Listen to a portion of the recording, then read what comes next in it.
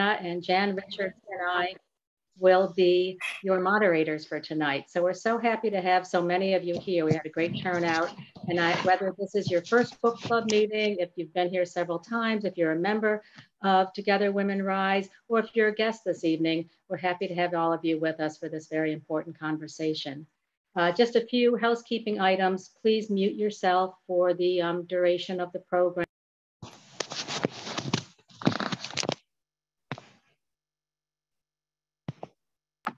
I was just muted, so I think you may have missed a little bit. So if you have any comments to make, please go into the chat. Please let us know in the chat where you're from.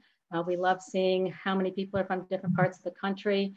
And I told you about the chat. If you're not familiar, you can look at the presentation from the speaker view or the gallery, so you can see all the faces of your fellow book club attendees tonight.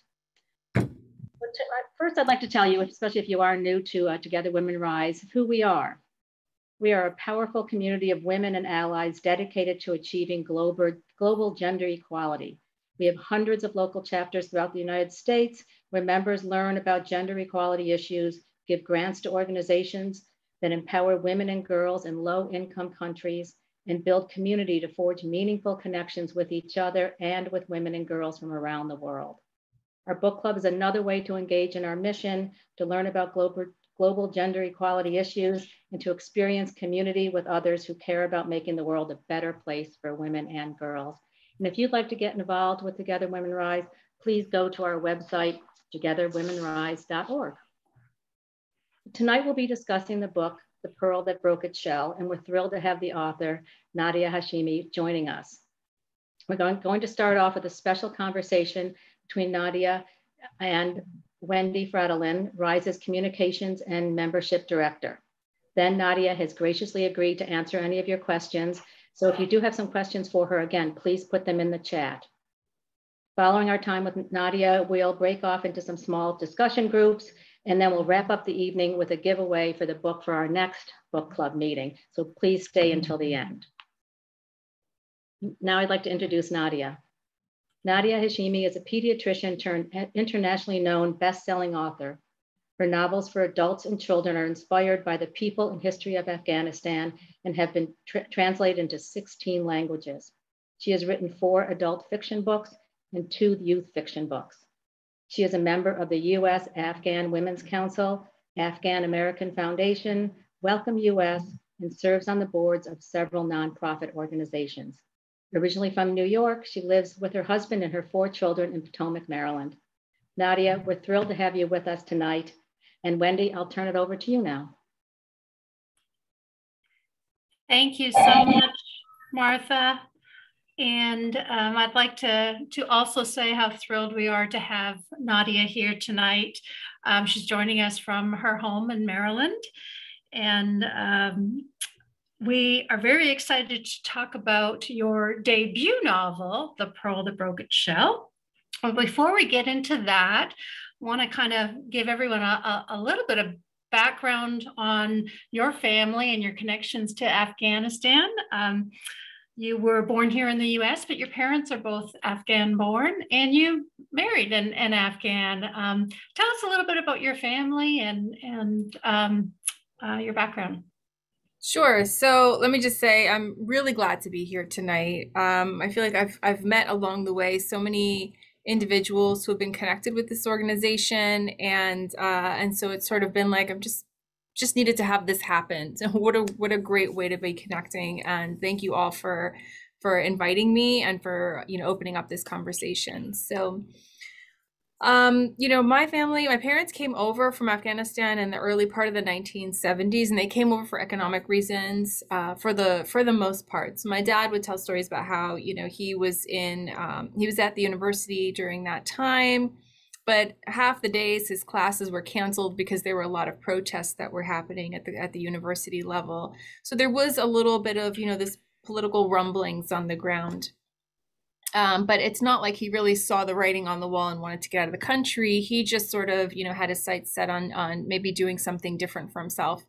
I'll tell you, my dad recently had a reunion with a couple of his buddies. So they were in town, and you know, these three guys were hanging out, and I was with them one day for breakfast. And they said, you know, that your dad, even at that time in school, used to walk around campus and just go, New York, New York. Like he just had New York on his mind. And he wasn't sure why, how that got into his mind, but he just sort of always had his sights set on coming to the United States and coming to New York specifically, which he ended up doing.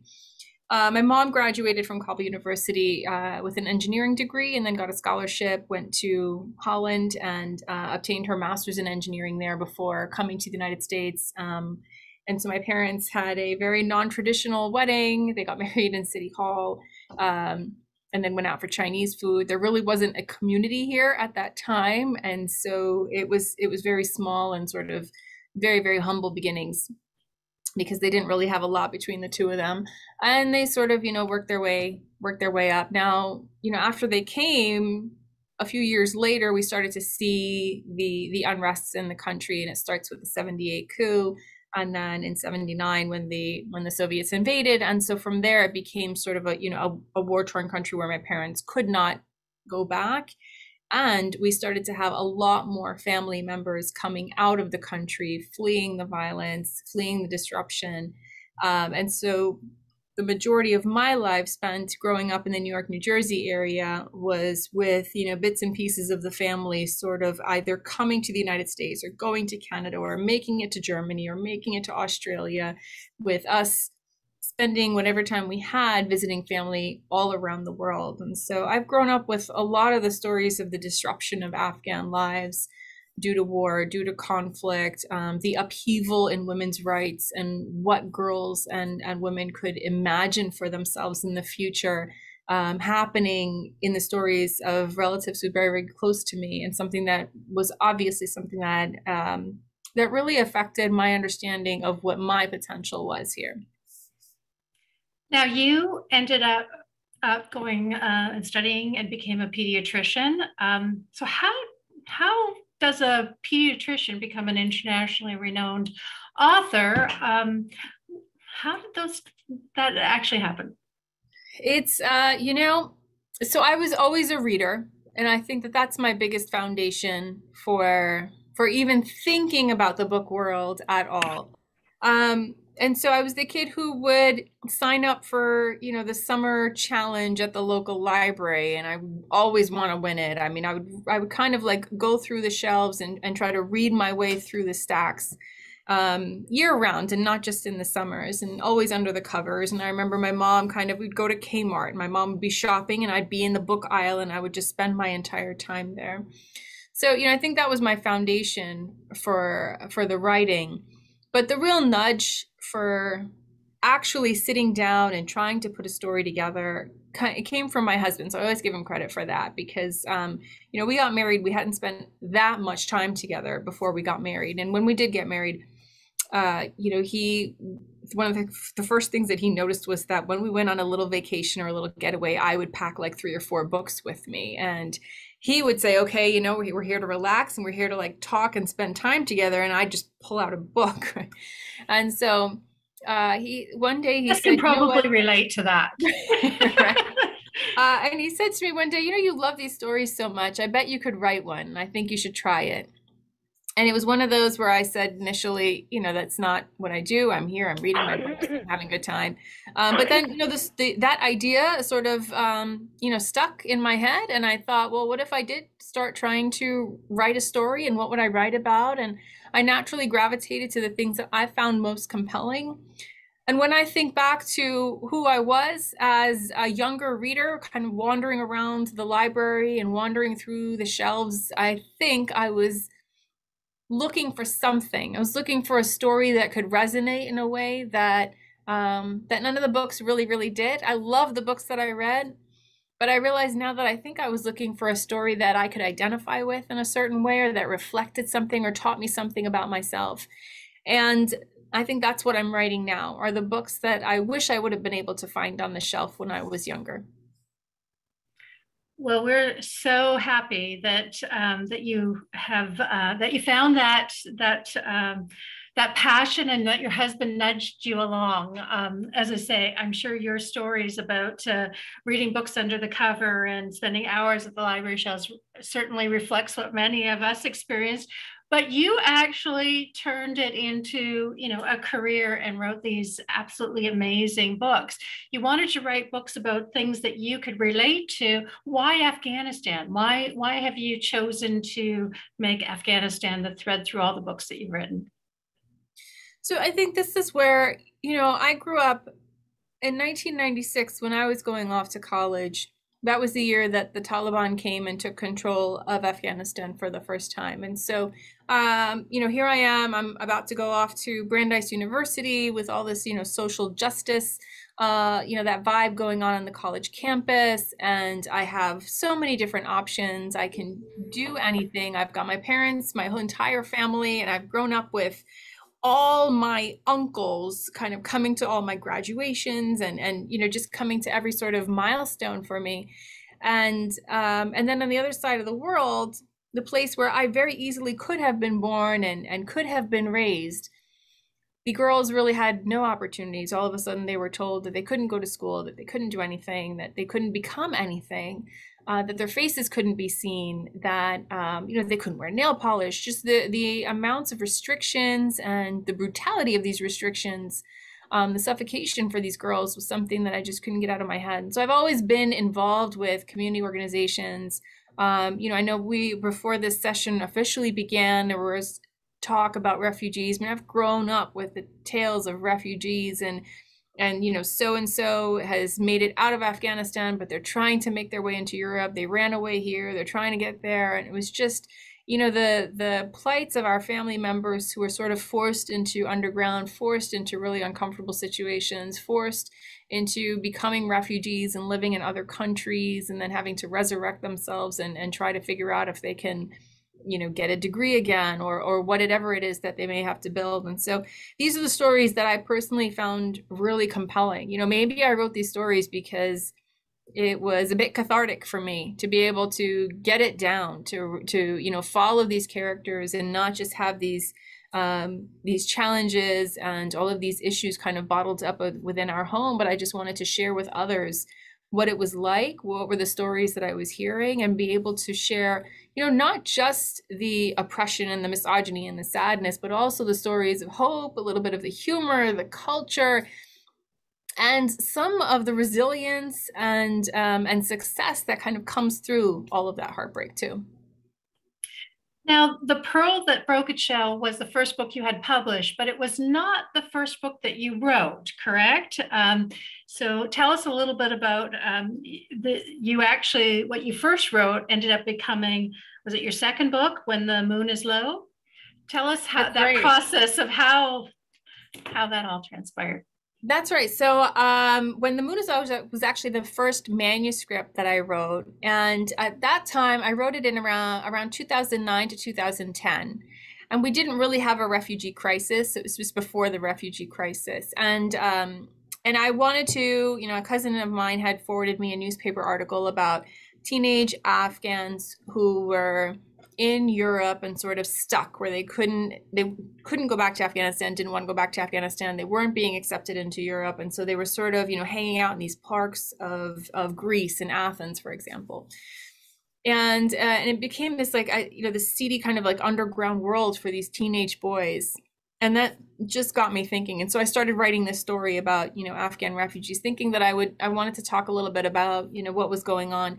Now, at that time, that was my first manuscript. So I honestly did not imagine that anybody beyond my husband and maybe a couple of my friends would ever read this. I didn't know what was going to happen with it. But I did my due diligence. I went on Google. How do you find a literary agent? How do you get a book published? And, lo and behold, it actually kind of worked. And I found a literary agent. So when that book got accepted for publication, I thought, well, that worked. Maybe I'll try writing another story. So I sat down to write The Pearl That Broke Its Shell.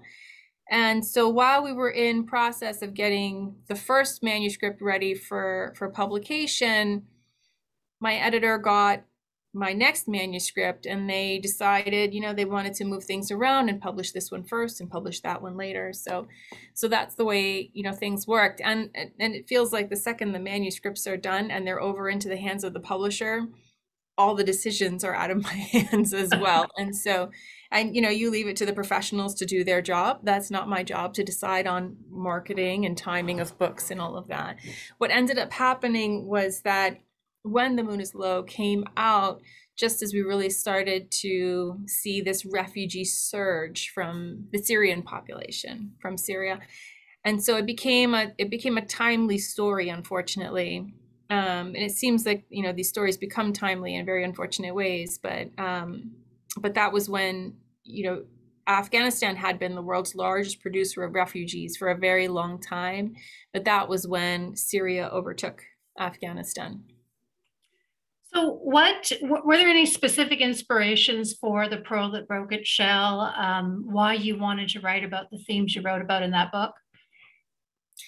So, the Pearl That Broke Its Shell incorporates this tradition of the bachaposh. And to be honest, when I started to think about what I wanted to write about for this story, I was not imagining a bachaposh story. I really wanted to talk about the challenges and the mountains that really, Afghan girls and Afghan women were facing in trying to get anything done and trying to establish any kind of agency for themselves. And then also some of the challenges that were facing the entire country, like addiction and just sort of this general blanket of PTSD that has covered the entire country. So, but it was in wanting to talk about the discrepancy between a life for a girl versus a life for a boy and what each are entitled to, that it occurred to me, the bachaposh is an individual who has lived both of those experiences, and who better to tell us what the difference is than that singular voice of one individual who has walked both those walks. And around that time, I was starting to do some research, and I came across, this black and white photograph of one of the kings of Afghanistan who had a harem, and he used women dressed as men to guard his harem because he did not trust men to actually guard the harem. And so, that sort of like clicked in my mind, and I thought, that's how interesting in the different time periods you would see a woman, a girl dressed as the opposite gender for different reasons, but what liberties did it give them? What doors did it open? What did it enable them to do? And how did it change them? What did it make them see or believe? And I thought, how cool would it be to kind of connect these two individuals across time and follow them and see how they each sort of evolved naturally and what one could lead to another. The concept of legacy is really important in Afghanistan. So we all want to know who we come from. What did our ancestors do? My great-grandfather was a poet and a calligrapher, and that's something that's always been really important in our family, is that we come from something, we come from somebody. And so, these characters in this book as well, I wanted them to draw on that well, and to say that, what can I do, and how is it related to those who came before me? Because we all do stand on each other's shoulders in some way within our families. And didn't that legacy of Shakeba help give strength to Rahima as she was going through her challenges? She often, referred back to the stories that she heard, and what would Shakeba be doing, and how can I apply that to what I'm facing? At the end of the book, there's an element of hope for sure. But we don't hear the full end of these characters' stories. And I think all of us in our own minds are finishing the book and kind of thinking about, okay, I wonder what happened to each of them. When you think about that, what in your mind do you think happened to Rahima and Shakeba after the book is finished? Where I leave the characters for any of these stories, and it's really hard for when we're writing about characters who are in these types of situations, and I draw a lot on reality, right? So I'm not writing science fiction, I'm not writing fantasy, I'm not writing about the specific individuals that I know in my life, but I'm drawing upon a lot of realities. And so it's really hard for me to end my stories on overly glittery, tied up with a bow kind of moments. And so the characters are sort of left in a place where I feel like they're in a better place, where they have some kind of arc and we have some kind of vision that they've got really great potential, you know, because I don't want to end on an absolutely sour note, right? I'm a reader too, so I know what that feels like. But I do want to be authentic to the struggles that I'm representing. And for a lot of these women and girls, it's not over. The struggle is not over. For any of us, I mean, our story never really ends, right? Our stories are always continuing. So that's where those people are. I don't, to be honest with you, spend a lot of time thinking about what Rahima might be doing now, because I feel like that's for Rahima to decide, right? And that's why I don't think I could write a sequel to this book. I feel like I've put Rahima through a lot, and I just want to imagine that she's in a better position, that she is empowered, she's found some agency, and that she's really doing well right now. And then I think it's also a matter of this being a shared experience. You know, I've written the book to a certain point, and it is where it is at the end. I can now imagine Rahima doing whatever it is that I imagine her doing, but I would also invite any of you to imagine for Rahima, to imagine for Shikeba the rest of their journeys as you might see it. And I think that's the really exciting part about the storytelling process, is that, you know, I can write it, I can put a bunch of words together, but I will see it very differently than a reader will see it, than any other reader will see it. And, you know, each of our perspectives and our lenses adds a lot to the story, and it can be taken and read and interpreted in so many different ways.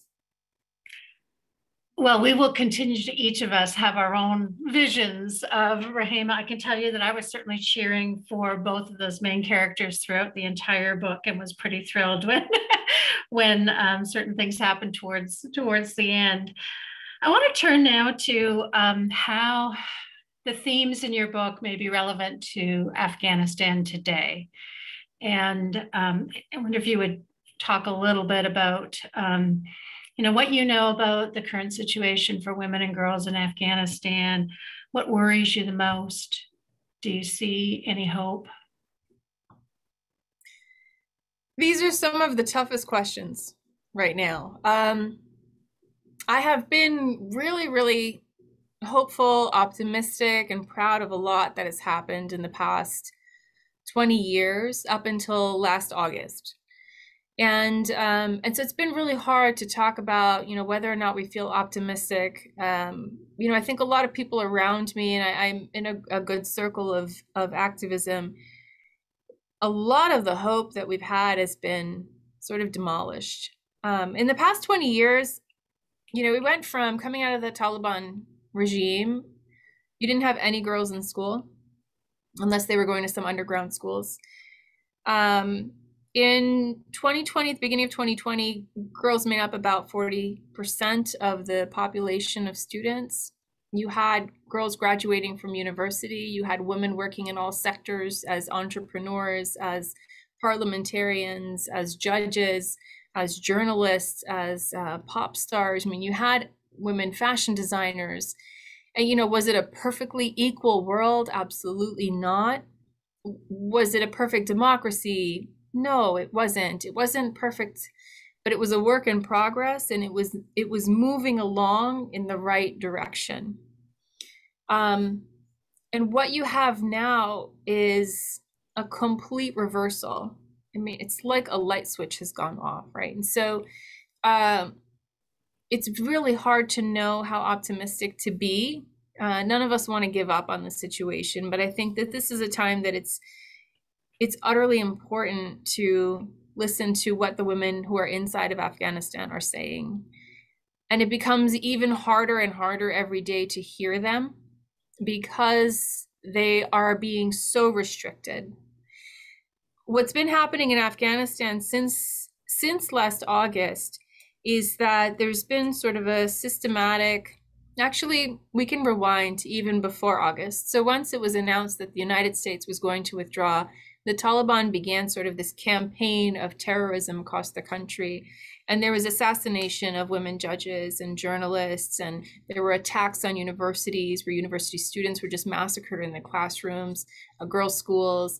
So all of these kinds of attacks were happening. And that escalated right after the United States said that it would withdraw from the country. And so the Taliban knew that they just had to wait.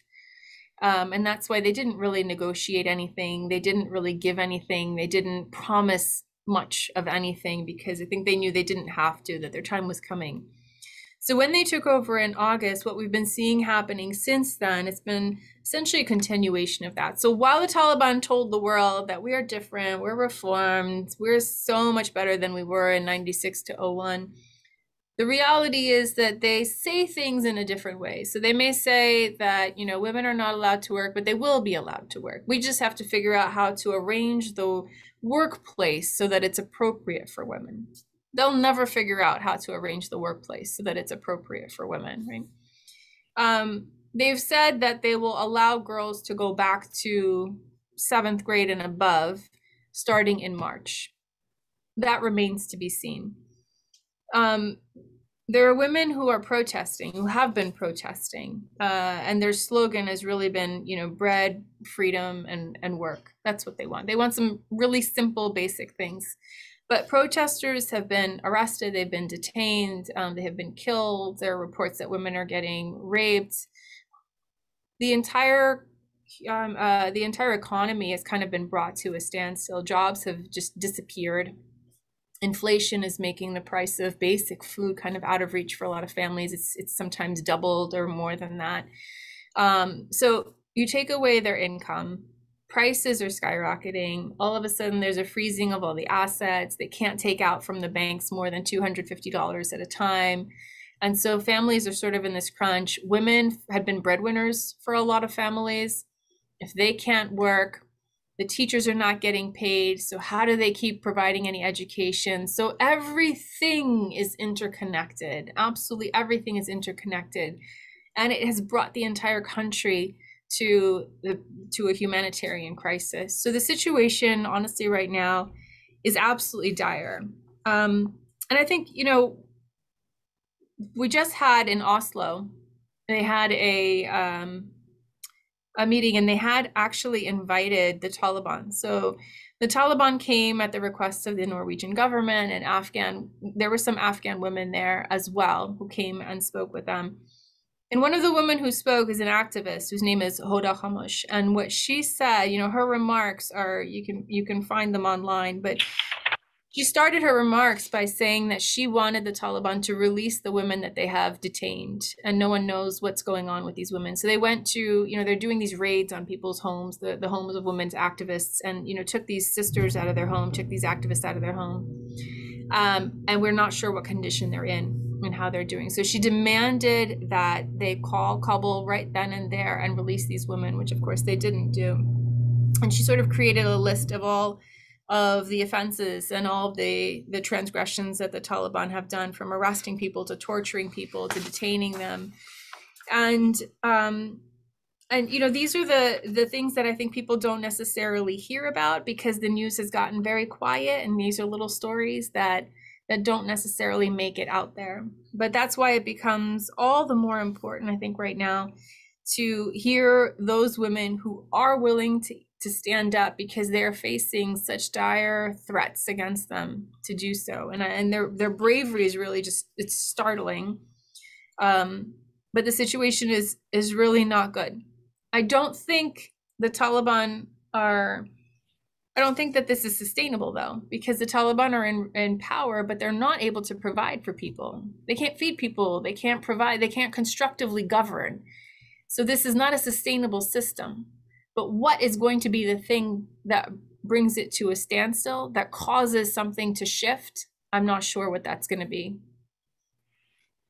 So what, in your view, can we do as a nonprofit, Together Women Rise, and what can our members do to help support Afghan women and girls. As many of you know, we had intended to fund in the month of January. Our featured grantee was Afghanistan Leave.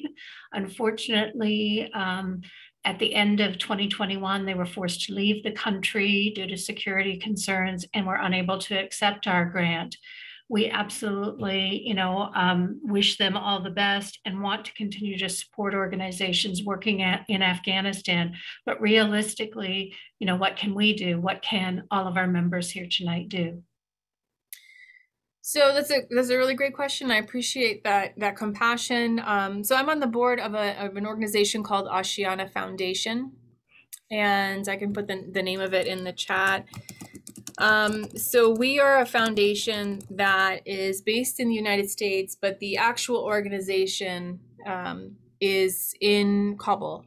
They're also extending their reach into a couple of the provinces. Now, Ashiana has a pretty long history. So Ashiana goes back to even during the first Taliban regime. They were functioning. And so what it is, it's a program that provides food and education for some of the most vulnerable children. So the internally displaced camps that were in Kabul, they're providing for those children over there. It started with an engineer who saw that children were working on the streets as breadwinners for their families, and he thought, these kids really need to be in a school, and so he opened up the school center, and it sort of expanded from there. And so now you've had actually kids who are coming through Ashiana who have now started to work at Ashiana and provide some of the next, that next generation of teachers as well.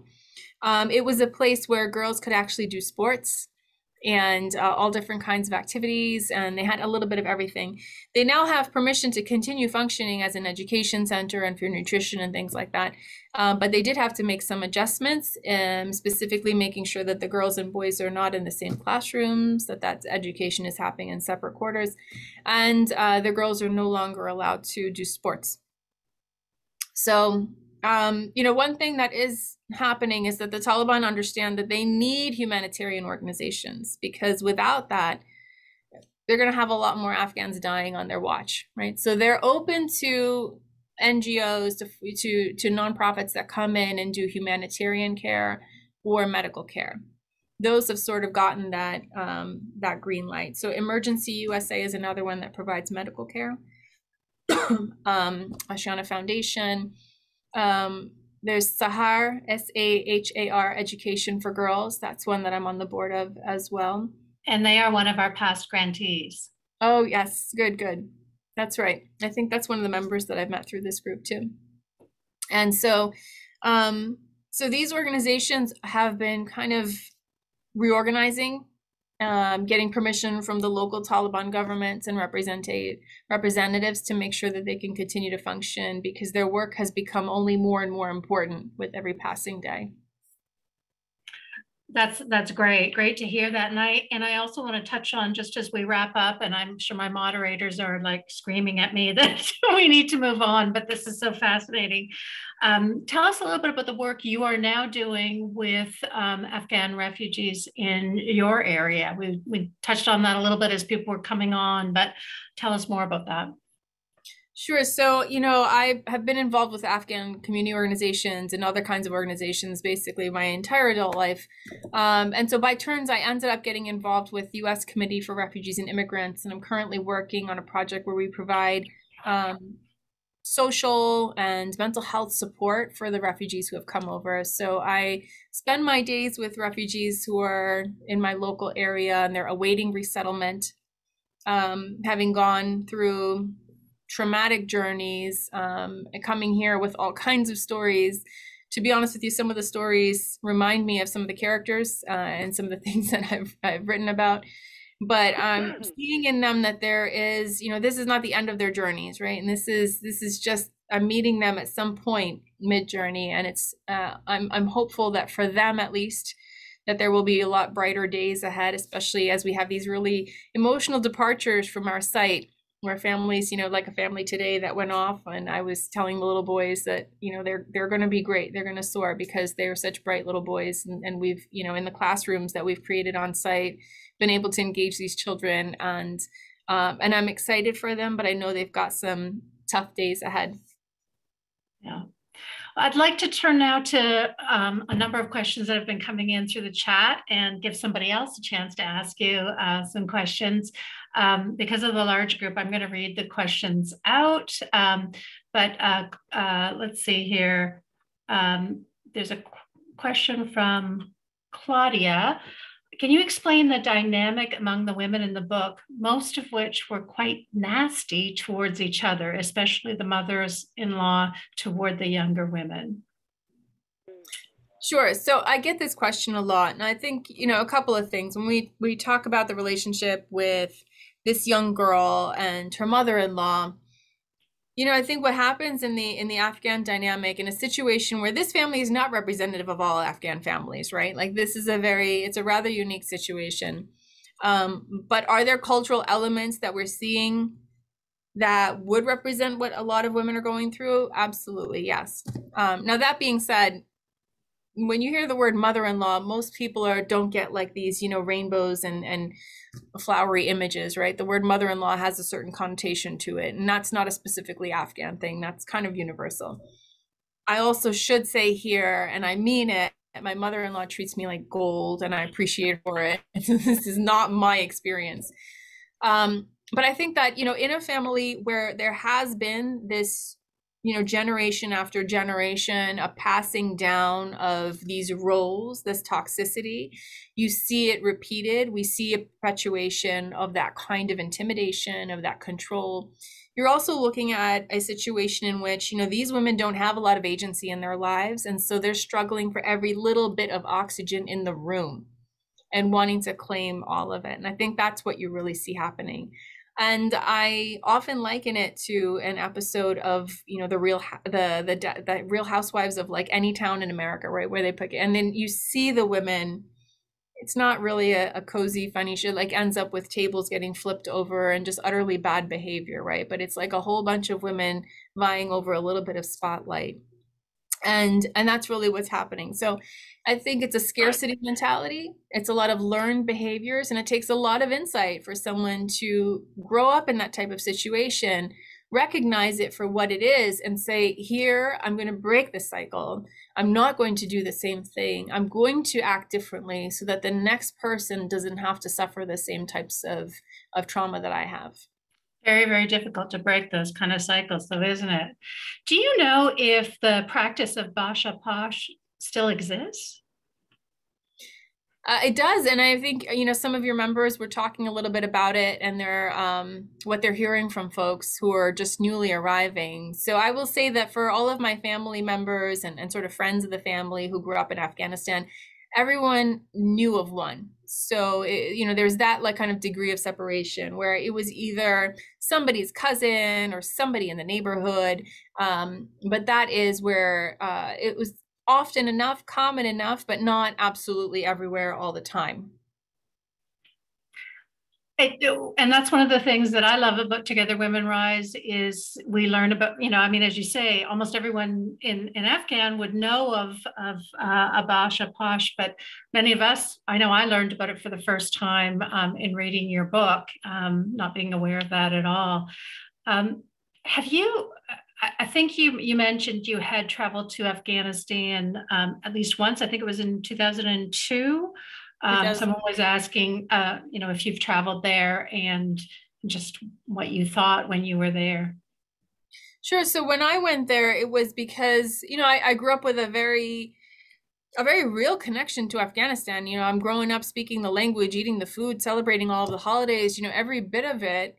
And not having been able to step foot in the country, and so lacking that geographical connection. And on top of that, I really love traveling. I love going to new countries. I love going to different places. And so it was something I really wanted to do. And it was in 2003 that it felt like, I can go now.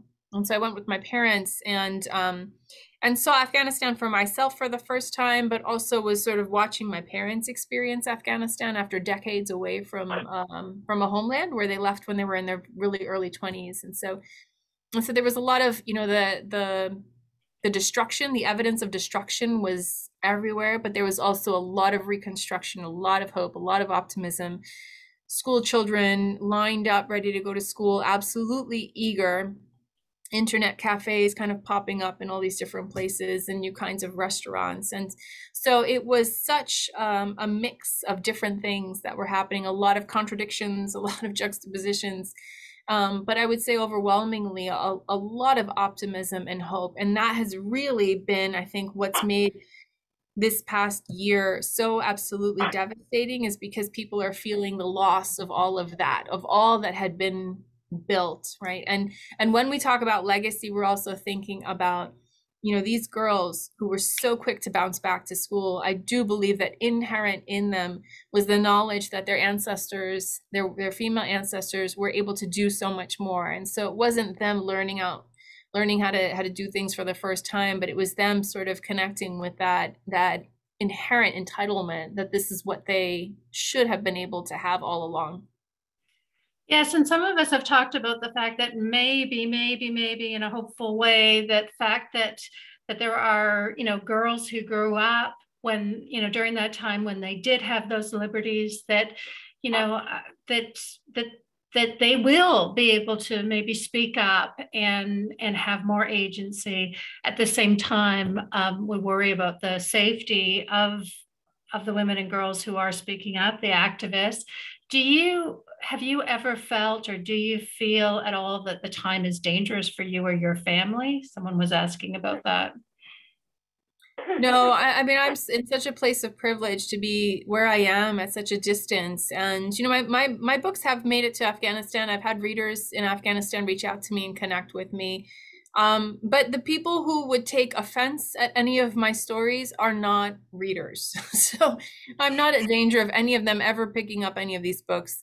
And, the distance that we have is so great. And that's what makes it so hard to fathom, is why my reality could be so absolutely different from our counterparts. The world in some ways is so teeny tiny and small and connected, and then in other ways it's like we're on different planets. And that's something that we have often felt as Together Women Rise members, as we learn about the stories of women around the world. I hate to cut this off now. If you are able to scroll through the chat and answer any other questions that people have had. There were also some really incredible stories of women who are on this meeting here tonight who have experienced some pretty incredible things. I would encourage everybody to take a look at that chat, and I thank you and honor you for being here tonight. I'm going to turn it back over to our wonderful moderator, and on to the next step in our evening. Perfect. Thank you so much, Nadia, for being here with us and for telling us about this wonderful book. I read the book close to 10 years ago. So reading it again in this last month has been fun. It's like getting back to an old friend one more time. I think it would be good if we can take a few more minutes for you to talk with us, if you would be willing, about your new book, Sparks Like Stars. It's a book that it's been called a must read by Ms. Magazine and Woman's Day, and NPR describes it as, I need to quote here, blending history, heritage, culture, and traditions within a narrative that is suspenseful as it is emotionally compelling. That's a lot. I'd like to hear about it. Can you give us a few minutes?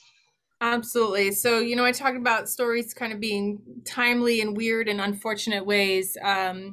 March of last year, Sparks Like Stars was published, and that's the story of a young fictional Afghan girl who finds herself in a real moment of Afghan history. So she is a survivor to and a witness of the 1978, there was a military coup that happened. And the president of Afghanistan at that time, and his family members, they were assassinated in the presidential palace. And so this little girl, who's a witness and survivor of that event, who loses everything that night by turns, ends up with an American Foreign Service officer and her mom. who came to visit in Kabul, where for Foreign Service officers at the time, it was an exotic post. It was a party post. There were cocktail parties and musical performances of Oklahoma, and just, you know, it was an absolutely kind of a wild town and a wild place to imagine. So, so she ends up becoming an Afghan American, and you know, the story is one about the secrets of that night, of what happened to her family, about what it's like for her to resurrect herself on U.S. soil, to carry this trauma with her. It's a lot about grief and resilience and coming back from something that was an absolutely traumatic event in a young child's history, but also hopefully one that will inform about the dynamics between the United States, the Soviet Union, and Afghanistan, and what that triangle has caused in terms of the outcome of the country. Thank you. Wendy, are we going to reconsider based on time, or should we go ahead and try and have a brief breakout group at least? Let's do a brief breakout group. So 10 minutes, and then we can wrap up and should still be done shortly after 9. Perfect. Okay. Wendy is going to perform her magic and break us out into groups. Rather than give real book club questions this time, we thought there would be plenty to talk about based on the things that Nadia has shared with us and the things that we've seen shared in the chat. So feel free to just talk among yourselves as you go into your group, introduce yourself quickly, and then maybe give your impressions of what you've heard so far and how it's affected you. And then again, it'll just be a brief 10-minute chat and we'll come back together. All right, everybody is gradually coming back. I mean, we had a lovely group, a good discussion. Yes, we did too. It was great doing it. I know you were hesitant to do it, so I'm glad you did. Well, we want to honor your time, but we appreciate everybody hanging in. This was a really incredible evening. So, Jan, I think we can probably wrap up now. Okay, very good. I just want to say we had a girl from India in our group, a young woman from India. Wonderful. Several questions came up in my group, Wendy, that I'll be sharing with you, but I think that we probably need to move ahead in respect of people's time. We wanted to tell you about what's going on next. On Tuesday, March 29th, we'll be featuring the book Breath, Eyes, and Memory by Edwidge Daniket. Wendy is sharing her screen and you can see the cover of the book right there. This book is set in Haiti, and that's where our March featured grantee is also located. And once again, we will have the author, Edwidge Daniket, as our special guest. So look for another exciting evening together. If you're planning ahead and want to request at your library or order from your local bookstore in June, we will be featuring The Girl with the Louding Voice by Abby Dare.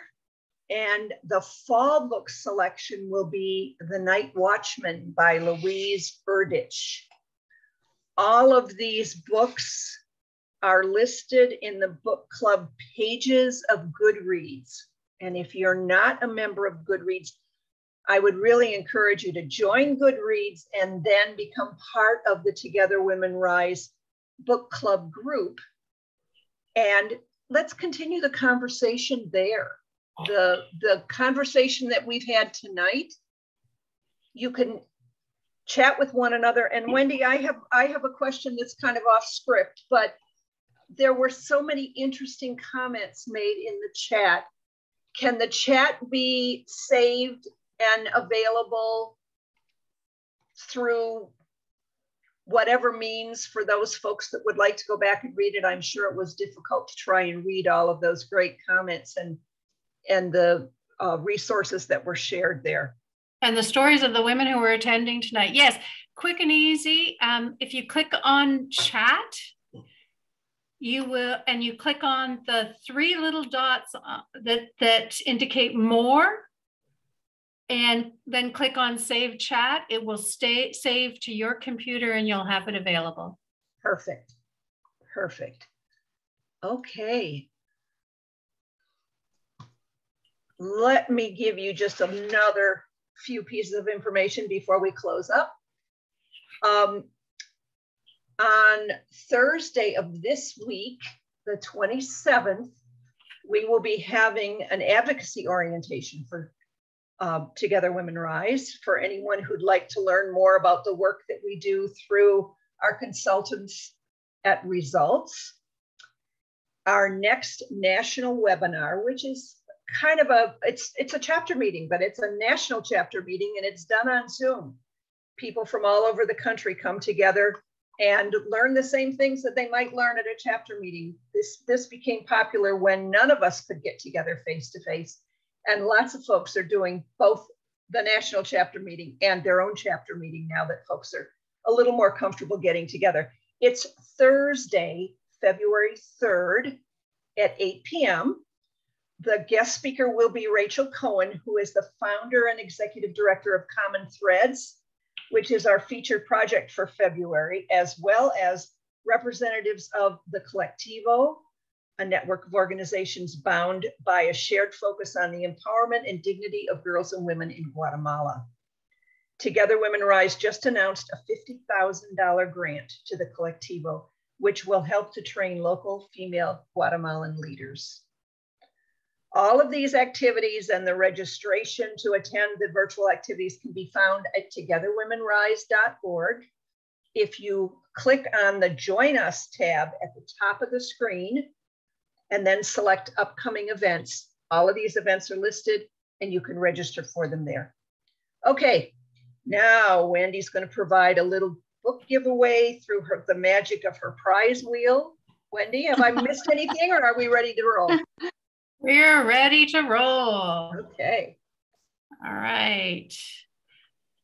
Now we have a lot of people who have jumped off. Too bad for them. They won't be able to win. But let's hope that we can get some winners. We have 3 copies of Breath Eyes Memory by Edwidge Danticat, our next book, that we would love to send to someone. So here we go.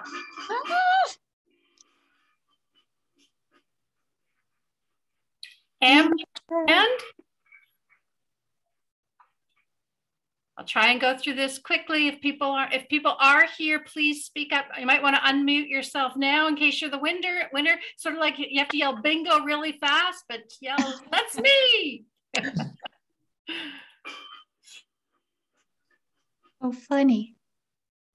Can I give it to her? Sylvie Myers, are you still here?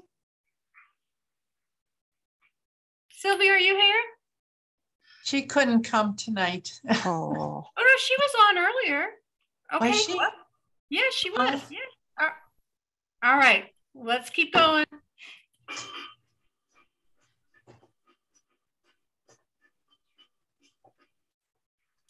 Joy Gunza? That's me. Yay. All right. Yay. Yay. I'll email you to confirm your address and we'll get you the book. Thank you so much.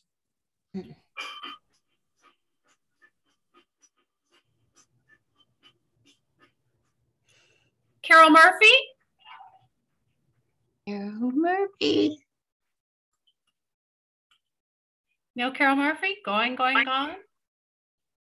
All right. Let's go on.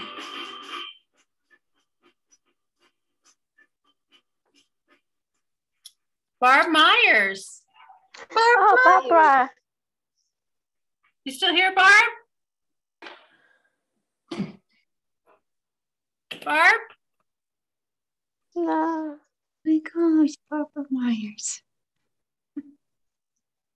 I'm not hearing that she's still here. I think she dropped off. All right. Yeah, sorry, about Barb. 100 people signed off. You're right. Like I say, they're lost.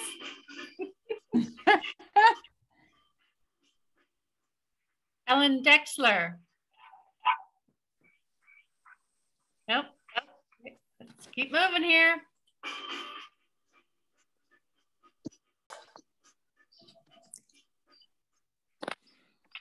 Rona Genzo. Nope. Okay, we're going to do a few more, and then we're going to go to something another way so that we can wrap this up.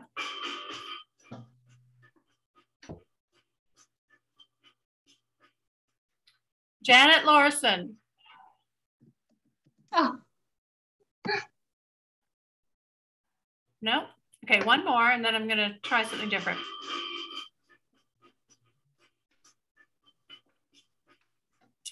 Tonnie, are you here?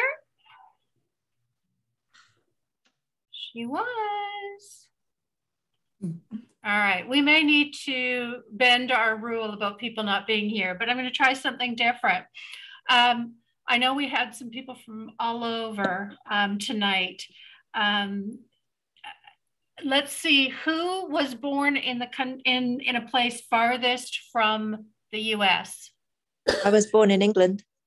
I was born in Pakistan. I was born in England. Taiwan. Pakistan. Japan. Taiwan. India. India. Afghanistan. Okay, somebody help me with my geography. Pakistan, Afghanistan, Taiwan, which is farther away? Probably Taiwan. Taiwan. Taiwan. Taiwan, all right. Okay. Depends which way you're going. Right. That makes a difference. That's very true. All right, well, we seem to have selected Taiwan. Please give me the, who is it that's from Taiwan? Abby, Xiaomei Fang. Xiaomei Fang. That's pretty. Can you hear me? Yes. We've got it. Just from Rhode Island. Yes, Rhode Island, yes. Charleston group. All right, Yes. we're gonna go with Abby Yes. from Taiwan. Uh-huh. And now I want to ask, who has been a chapter member the longest? Let's start with, has anybody been with the original chapter, which is 19 years old? No. All right, I know we didn't have any 18 or 17. What about 16-year chapters?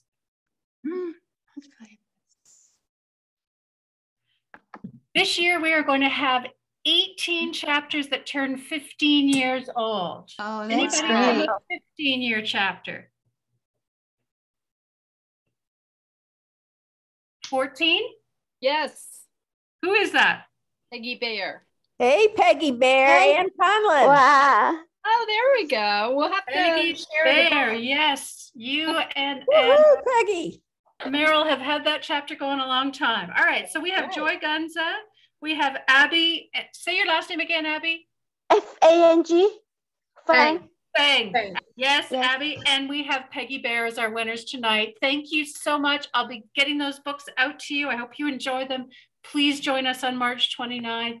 And please, the recording will be up maybe late tomorrow up on the website. Please tell your chapter members and your friends about this. It was an extremely interesting, enlightening, and somewhat sobering discussion of what's going on in Afghanistan right now. And one of the things we can do is spread the word about this and make sure this gets on people's radar, as it has been dropping off lately. We need to remind everyone about the women and girls in Afghanistan.